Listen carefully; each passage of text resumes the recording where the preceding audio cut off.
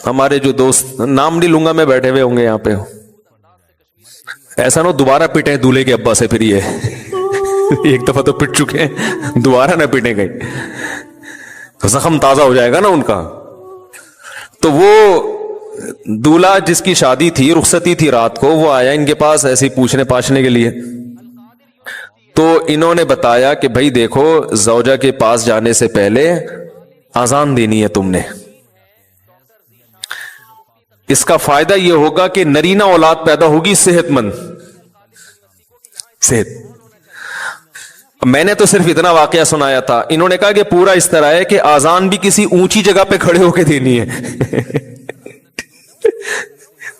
आजान किसी ऊंची जगह पे खड़े होकर देनी है, और जब आजान शुरू कर दो तो दरमियान में रुकना नहीं है, दरमियान में रुक गए माजूर बच्चा पैदा होगा, ठीक है ना।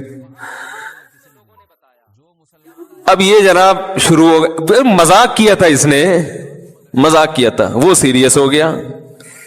अब वो दुल्हन बैठी भी है, ये ड्रेसिंग टेबल पे चढ़ गए ना, इससे ज्यादा ऊंची जगह इनको नजर नहीं आ रही थी, तो शुक्र है अलमारी पे नहीं चढ़ा।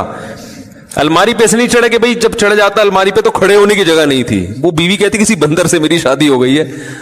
वो एक आदमी गया ना नफ्सियाती डॉक्टर के पास कि मुझे वहम हो गया कि मैं बंदर तो नहीं हूं, तो डॉक्टर ने बोला पंखे से उतरोगे तो मैं इलाज करूंगा ना अपना, पंखे से तो नीचे उतरो। तो ड्रेसिंग टेबल पे खड़े होकर इन्होंने अजान कहना शुरू की। अब वो दुल्हन